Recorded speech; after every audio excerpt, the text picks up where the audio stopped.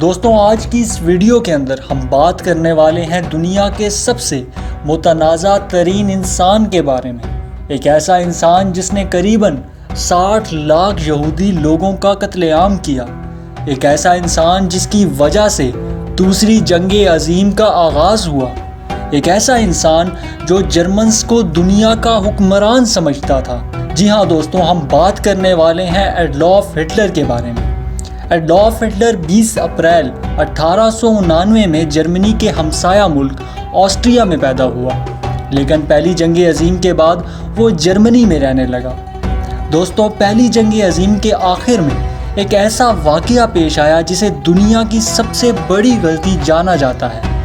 France کی سرحدوں پر ایک برطانوی سپاہی کی بندوق کے نشانے پر ایک جرمن کھڑا تھا جو ایک ڈاکیہ کے فرائض انجام دیتا تھا، جسے یقین تھا کہ اسے مار دیا جائے گا، لیکن اس کی خوش نصیبی سمجھیں کہ برطانوی سپاہی ہنری نے اسے جانے دیا۔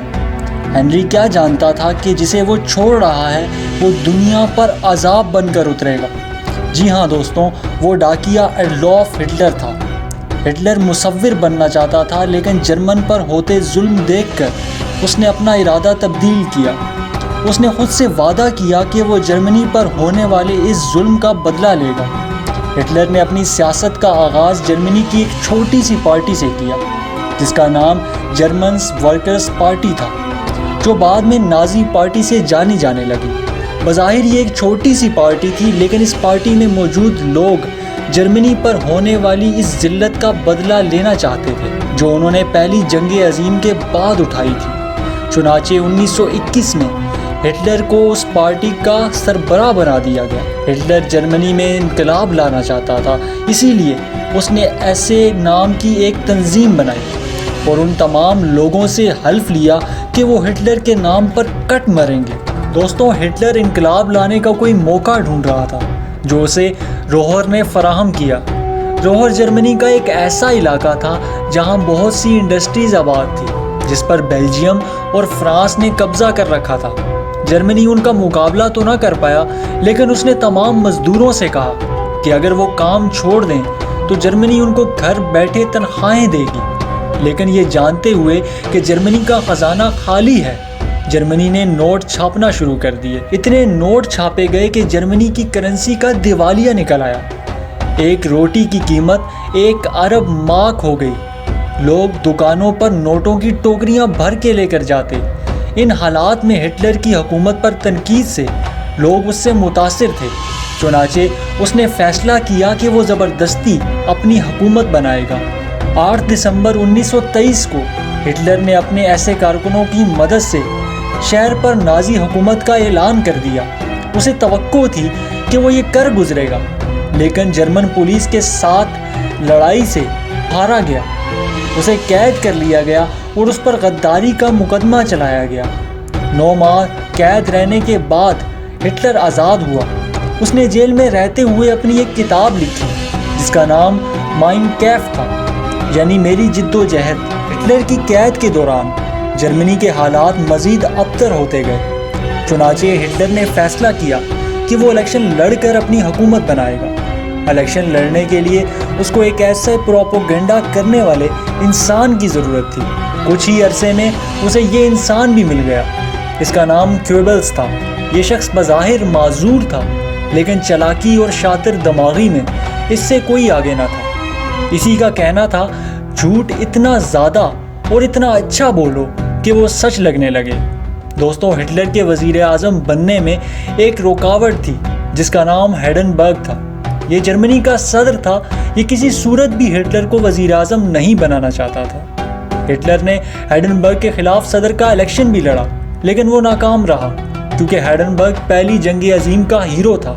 اسے جرمنی کے لوگ پسند کرتے تھے۔ الیکشن جیتنے کے باوجود ہینڈنبرگ ہٹلر کو وزیر اعظم نہیں بنانا چاہتا، لیکن بار بار ناکام ہونے والے وزیر اعظموں سے تنگ آ کر 1933 میں ہٹلر کو وزیر اعظم بنا دیا گیا۔ ہٹلر کے وزیر اعظم بننے کے ساتھ ہی ایک 52 سالہ یہودی جرمنی چھوڑ کر چلا گیا۔ کہا جاتا ہے کہ اسے بعد میں اسرائیل کا صدر بنانے کی بھی پیشکش کی گئی، جسے اس نے ٹھکرا دیا۔ دوستوں یہ آدمی کوئی اور نہیں بلکہ دنیا کا ایک بڑا سائنسدان البرٹ آئنسٹائن تھا۔ 1934 میں ہٹلر ملک کا صدر بنا کیونکہ اب ہڈنبرگ انتقال کر چکا تھا۔ اس نے تمام اختیارات حاصل کر لیے، اپنے مخالف لوگوں کو قتل کر دیا، فوج کا سربراہ بن گیا۔ یوں اتنے سالوں کی جد و جہد کے بعد ہٹلر پورے جرمنی پر قابض ہو گیا، سب اس کے انڈر کنٹرول تھا۔ کچھ سالوں میں ہی اس نے جرمنی کے حالات بدل دیے، لوگوں کی فلاح کے لیے کام کیے، کافی سکولز، ہاسپٹلز وغیرہ بنائے۔ جرمنی میں یہودیوں کو چھوڑ کر کوئی بھی بے روزگار نہ تھا۔ ان عوامل کی وجہ سے جرمن قوم اس کی دیوانی ہو گئی۔ اس کے بعد ہٹلر نے یہودیوں کو کچلنا شروع کر دیا، ان کے ساتھ شادی بیاہ، ووٹ کا حق چھین لیا۔ بچوں کے نصاب میں یہودیوں کے خلاف نفرتیں ڈالی گئیں، انہیں یہودیوں سے نفرت کرنا سکھایا گیا۔ قریباً 60 لاکھ یہودیوں کو قتل کرنے کا بھی الزام ہٹلر کے سر پر ہے، جسے مغرب میں آج بھی ہولوکاسٹ کے نام سے یاد کیا جاتا ہے۔ حیرت کی بات یہ ہے کہ یہودیوں سے اتنی نفرت کے باوجود ہٹلر کے ڈی این اے سے پتہ لگا کہ اس کی نسل بھی یہودی کے قبائل سے ملتی ہے، اور اس کی محبوبہ ایوا براؤنز بھی ایک یہودی تھی، مگر وہ یہ سب نہیں جانتا تھا۔ ہٹلر اپنی فوج میں اضافہ کرنے لگا۔ جرمنی جو اپنی فوج پر 3.5 ملین مارک خرچ کرتا تھا، 1939 میں اس نے 26 ملین مارک خرچ کیے۔ تمام جرمن نوجوانوں کو آرمی میں بھرتی کر دیا گیا۔ اب ہٹلر کا اگلا نشانہ پہلی جنگ عظیم میں جرمنی سے چھن جانے والے تمام علاقوں کو واپس لینا تھا۔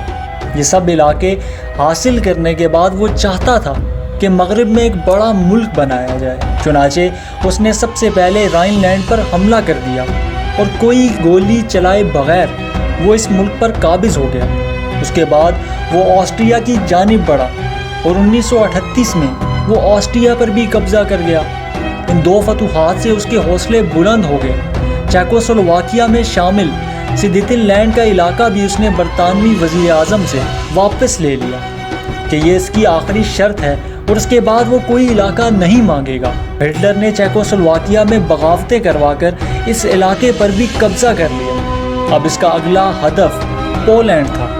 کچھ ہی عرصے میں پولینڈ کے ساتھ جنگ کر کے ہٹلر نے پولینڈ پر بھی قبضہ کر لیا، لیکن اس کامیابی کی ایک بہت بڑی قیمت تھی، اور وہ تھی دوسری جنگ عظیم کا آغاز۔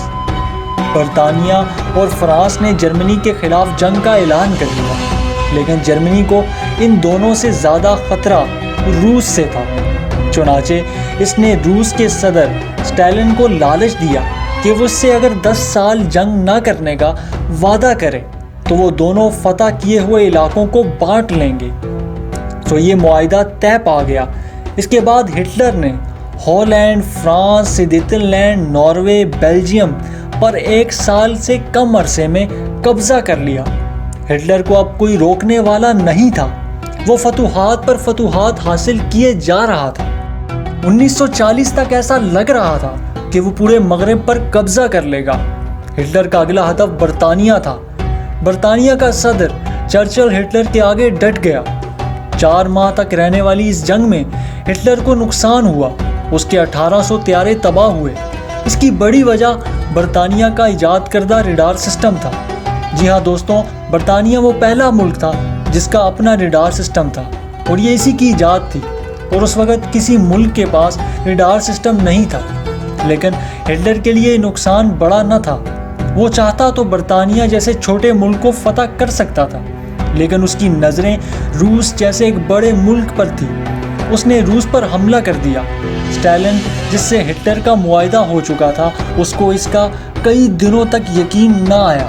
ہٹلر کی فوجیں روس کو فتح کرتے کرتے ماسکو تک پہنچ گئی، لیکن حیرت کی بات یہ ہے کہ ماسکو پر حملہ کرنے سے پہلے وہ یوکرین پر چڑھ دوڑا، جس کا نقصان اسے یہ ہوا کہ روس نے مزید فوج جمع کر کے ہٹلر کو شکست دے دی۔ ہٹلر کی ایک اور غلطی یہ بھی تھی کہ اس نے امریکہ پر بھی حملہ کر دیا اور ایک نیا محاذ کھول لیا، اور امریکہ کو بھی اپنا دشمن بنا لیا۔ روس میں سرد موسم کی وجہ سے جرمن فوج ماری جا رہی تھی، تو دوسری طرف امریکہ اور برطانیہ نے فرانس کے علاقے نورمینڈے میں جرمن فوج پر حملہ کر کے اسے شکست دے دی۔ اتنی کامیابیوں کے بعد جب ہٹلر کی فوج مشرق اور مغرب سے ہارنے لگی تو وہ برلن میں ایک بنکر میں محدود ہو کر رہ گیا۔ وہاں اس کی زندگی کے آخری دن گزرے۔ وہ بہت مایوس تھا اور اپنے جرنیلوں کی شکست پر بہت غصہ تھا کیونکہ روسی فوج برلن کے قریب پہنچ چکی تھی۔ ہٹلر اپنے بنکر میں بیٹھا تھا۔ اس نے جان لیا تھا اب اسے اس کے دشمنوں سے کوئی نہیں بچا سکتا۔ چنانچہ اس نے اپنی محبوبہ ایوا براؤن کے ساتھ خودکشی کر لی۔ یوں 12 سال مغرب کے کئی علاقوں کو فتح کرنے والا ایڈولف ہٹلر کا خاتمہ ہوا۔ اس کی لاش اس کے کہنے پر جلا دی گئی۔ ایڈولف ہٹلر مر چکا تھا، لیکن اس کی شروع کی ہوئی دوسری جنگ عظیم نے پوری دنیا کا نقشہ ہی بدل دیا۔ پاکستان، انڈیا جیسے کئی ملک آزاد ہوئے۔ دوستوں، دوسری جنگ عظیم کے ختم ہونے کے بعد اقوام متحدہ بنی اور ایڈولف ہٹلر کی موت سے دنیا کو سبق ملا کہ مل جل کر رہنے میں ہی سب کی بھلائی ہے۔ دوستوں، امید کرتے ہیں کہ ہٹلر کی اس کہانی نے آپ کو کافی حیرت میں ڈال دیا ہوگا۔ ایسی مزید ویڈیوز دیکھنے کے لیے ہمارے اس چینل کو سبسکرائب کریں اور ساتھ ہی ساتھ بیل آئیکن کو بھی دبا دیں تاکہ آپ کو مزید اپڈیٹس ملتی رہیں۔ تب تک کے لیے اپنے میزبان محمد ذیشان کو اجازت دیجیے۔ السلام علیکم۔